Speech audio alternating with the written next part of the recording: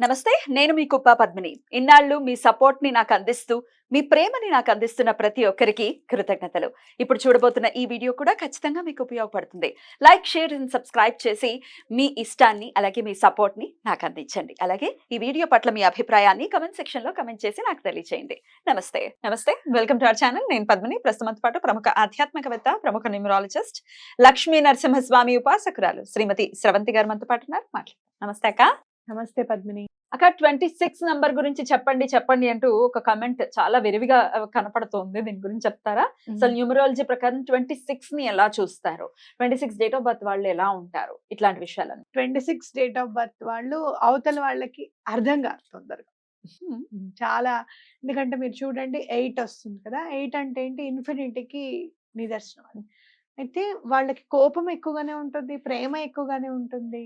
అట్లాగనే ఎవరైనా ఏమన్నా అంటే బాధపడిపోవడం తొందరగా, అలాగే ఎవరినైనా అనడానికి వచ్చినప్పుడు మాత్రం వెంటనే అనేయడం మాట, అలాంటివన్నీ కూడా పీక్స్ లోనే ఉంటాయన్నమాట. అన్ని ఎక్కువే అని చెప్పుకోవచ్చు. ప్రేమ ఎక్కువే, కోపం ఎక్కువే, బాధపడడము తొందరగా బాధపడతారు, ఎదుటి వాళ్ళని బాధ పెట్టడము అలానే తొందరగా పెడతారు. అయితే దేనికైనా ఒక లెక్క ఉంటుంది అనమాట వీళ్ళకి. వీళ్ళు ఇలానే చెయ్యాలి, ఇలానే ఉండాలి, జీవితం అనేది ఇలా నడుస్తూ ఉండాలి. కొంచెం డిసిప్లైన్డ్ గా ఉన్నప్పటికీ అవతల వాళ్ళని ఎక్కువగా నమ్మడం వల్ల, అలాగే అవతల వాళ్ళ అంటే ఎక్కువగా ఊహించుకోవడం వల్ల, వాళ్ళు ఏమన్నా ఇది మంచి జరుగుతుంది అని చెప్తే ఇంకా ఊహాలోకంలోకి వెళ్ళిపోతారు. ఎందుకంటే 8 అంటే ఏంటి, 4 కి డబల్ చేస్తే 8 అవుతుంది కదా. 4 అంటే హాల్యూసినేషన్, ఇమాజినేషన్ ఎక్కువ. వీళ్ళకి కూడా అంతకు మించి ఇమాజినేషన్ ఉంటుంది అనమాట.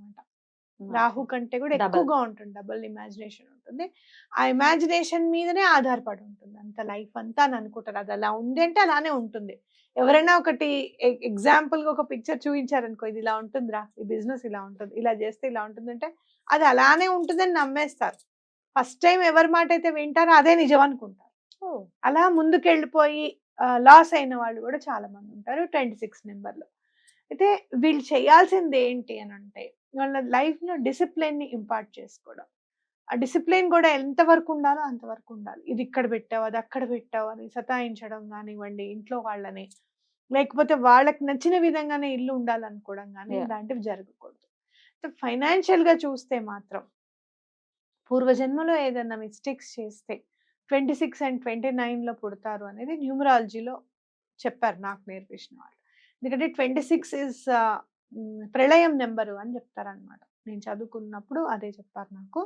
వాళ్ళకి నేను అప్పటి నుంచి 26 లో పుట్టిన వాళ్ళందరినీ చూస్తే వాళ్ళ లైఫ్ లో చాలా అగాధం ఏర్పడి ఉంటుంది అనమాట. అండ్ అది కూడా ఆఘాతం కూడా ఎవరి వల్ల ఏర్పడుతుంది, వేరే వాళ్ళు చేసిన మిస్టేక్స్ వల్ల వీళ్ళు ఇబ్బంది పడాల్సి వస్తుంది.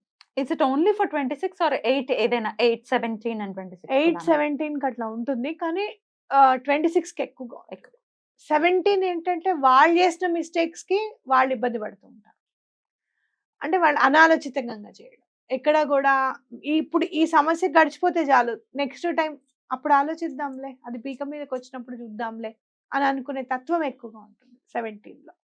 అయితే ఈ 26 వాళ్ళు ఏంటంటే అవతల వాళ్ళని నమ్మి మోసపోవడంలో ఎక్కువగా ఉంటుంది. అంటే నమ్మించేస్తారు, ఊహాజనితంగా ఉంటారు కదా, అనుభవంలోకి తీసుకెళ్ళిపోతారు, నమ్మకంగా తీసుకెళ్ళిపోయి ముంచేస్తారు.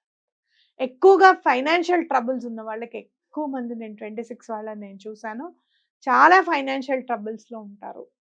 ఆ ట్రబుల్స్ ఒక్కొక్కసారి వింటూ ఉంటే వీళ్ళు ఎలా వస్తారు బయటకు అనేది ఆశ్చర్యం అనిపిస్తుంది నాకు. కానీ సిగ్నేచర్ కరెక్షన్ తీసుకున్న తర్వాత అలాగనే వాళ్ళ లైఫ్ లో ఒక్క 6 మంత్స్ సిగ్నేచర్ ప్రాక్టీస్ చేసిన తర్వాత వాళ్ళ లైఫ్ లో మార్పును కూడా నేను చూసాను చాలా మందిలో. అమ్మ ఇది వరకు చాలా ఇబ్బంది పడేవాళ్ళం కదా, ఇప్పుడు చాలా బాగుంది. అంటే ఇన్ఫినిటీ అని మనం గనక పాజిటివ్ వైబ్రేషన్ లో తీసుకెళ్తే ఆ ఇన్ఫినిటీ కూడా పాజిటివ్ గా వర్క్ అవుతుంది వీళ్ళకి అని చెప్పేసి మనం ఖచ్చితంగా నమ్మొచ్చు ఈ విషయం మీద. కాబట్టి 26 లో పుట్టిన వాళ్ళు కానీ 8 నెంబర్స్ లో ఎవరైనా కూడా వీళ్ళందరూ కూడా తప్పకుండా నేమ్ కరెక్షన్, సిగ్నేచర్ కరెక్షన్ తీసుకోమని చెప్పి నేను చెప్తాను. అనూహ్యంగా వీళ్ళకి ఏంటి అని అంటే, ఎవరికైనా వాళ్ళ బర్త్ నెంబర్ బాగా కలిసి వస్తుంది. మనం ఉన్నాం ఇప్పుడు 3 నెంబర్ బాగా కలిసి వస్తుంది, 5 నెంబర్ చాలా బాగా కలిసి వస్తుంది. కానీ వీళ్ళకి మాత్రం 8 నెంబర్ సూట్ అవ్వదు. వీళ్ళ బర్త్ నెంబర్ వీళ్ళకి సూట్ కాదనమాట. It will be an unlucky number for them. So ఎటువంటి పరిస్థితుల్లోనూ 26 పుట్టిన వాళ్ళు 8 గాని, 17 గాని, 26 గాని ఈ డేట్స్ లో మాత్రం ఎటువంటి వర్క్ చేయకండి అని చెప్పొచ్చు. Right right. అయితే వీళ్ళు ఏ ఫీల్డ్స్ లో ఉంటే బాగా రాణించేటటువంటి పరిస్థితి ఉంటుంది 26 అయితే? 26 అయితే ఏ ఫీల్డ్స్ లో వీళ్ళకంటే గనక స్టీల్ కి సంబంధించిన బిజినెస్ కానివ్వు, ఐరన్ కి సంబంధించిన బిజినెస్ కాదు, లేకపోతే స్టీల్ సామాన్లు అలాంటివన్నీ బాగా ఉంటాయి. అలాగే కమిషన్ బేస్డ్ వర్క్స్ కూడా బాగుంటాయి. ఇమాజినేషన్ అన్నారు కదా, సాఫ్ట్వేర్ సైడ్ ఎలా ఉంటారు? సాఫ్ట్వేర్ సైడ్ కంటే కూడా వీళ్ళకి హార్డ్వేర్ సైడ్ బాగుంటుంది చాలా.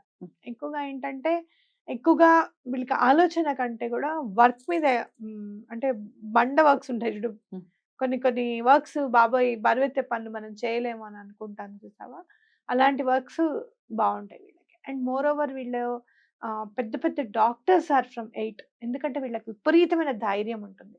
నేను చూసాను పెద్ద పెద్ద surgeons are from 8 birth number ఉండడం అనేది నేను గమనించాను. వీళ్ళకి ధైర్యం ఎక్కువగా ఉంటుంది అనమాట. కాబట్టి అట్లా హాస్పిటల్ సైడ్ వర్క్స్ కానివ్వు, లేకపోతే హాస్పిటల్ మేనేజ్మెంట్స్ కానివ్వు, ఇలాంటివన్నీ కూడా బాగా పనిచేస్తాయి. అలాగే పెద్ద పెద్ద ప్రొడ్యూసర్స్ వాళ్ళు 6 నెంబర్లో ఉంటారు, కానీ ధైర్యం చేసి ముందుకెళ్ళిపోదాం అనుకునే ప్రొడ్యూసర్స్ కూడా కొంతమంది 8లో ఉన్నారు. అలా అలా పెద్ద వర్క్స్ కూడా వీళ్ళు చేయొచ్చు.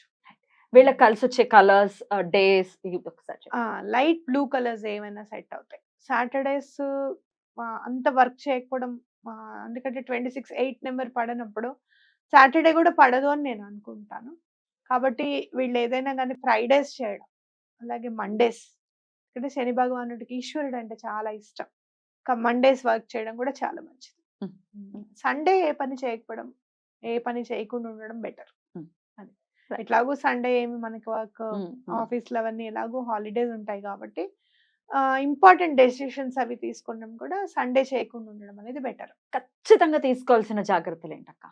గంటాపదంగా చెప్పాలంటే ఏం చెప్తారు? గంటాపదంగా ఏం చెప్పాలి అని అంటే డిసిప్లిన్ వేరే వాళ్ళ జీవితాల్లోనే కాదు, మీ జీవితంలో కూడా ఉండాలి అని నేర్చుకోవడం. వీళ్ళు ఏంటంటే వేరే వాళ్ళు డిసిప్లిన్ ఉండాలి అని అనుకుంటారు, కానీ వాళ్ళ దగ్గరికి వచ్చేటప్పటికి డిసిప్లిన్ అనేది అంత పట్టించుకోరు. అంత పట్టించుకోరు. నువ్వు డిసిప్లైన్డ్ గా లేవంటే కోపం వచ్చేస్తుంది. నేను ఎందుకు లేని డిసిప్లైన్డ్ గా, ఎవరు చెప్పాను నేను లేనని. ఆ డిసిప్లిన్ ని అలవర్చుకోవడం, వేరే వాళ్ళకి మీరు ఎవరికైతే చెప్తున్నారో అది మనం చేస్తున్నామా లేదా అనేది మీ మీద మీకు నిఘా అనుకో, అనాలిసిస్ అనుకో, అలా ఉండడం. అలాగే రెండోది ఏంటంటే డబ్బు ఖర్చు పెట్టేటప్పుడు జాగ్రత్తగా ఉండడం. అవతల వాళ్ళు చెప్పారు కదా అని చెప్పి ఇన్వెస్ట్ చేయకుండా ఉండడం. అది ఎంతవరకు కరెక్ట్, మన జాతకానికి అది సూట్ అవుతుందా లేదా, మన వ్యక్తిత్వానికి అది సూట్ అవుతుందా లేదా, మన క్యారెక్టర్కి అది సూట్ అవుతుందా లేదా, ఇలాంటివన్నీ కూడా అనలైజ్ చేసుకోవడం. ఒక్కసారి ఆలోచిస్తే మీ బ్రెయిన్ మీకే చెప్పేస్తుంది. చాలా ఇంటెలిజెన్స్ ఉంటారు వీళ్ళు, అర్థం చేసుకోవడానికి కూడా తొందరగా అర్థం చేసుకుంటారు. కాబట్టి ఒక్కసారి అలా జాగ్రత్తలు తీసుకుంటే చాలా మంచిది. రైట్ రైట్, బ్యూటిఫుల్ అక్క. 26 నెంబర్ గురించి చాలా రోజుల నుంచి వింటూ చూస్తూ ఉన్నాను నేను. చెప్పండి చెప్పండి అని ఈరోజు చెప్పారు. Hope you are happy. ఇంకేదైనా నెంబర్స్ గురించి తెలుసుకోవాలి? అలాగే శనివారం పొద్దున్న వెంకటేశ్వర స్వామిని పూజ చేయడం కూడా చాలా ఇంపార్టెంట్. చాలా బ్యూటిఫుల్ గా ఎక్స్ప్లెయిన్ చేశారు అక్క. Thank you so very much. నమస్తే. నమస్తే.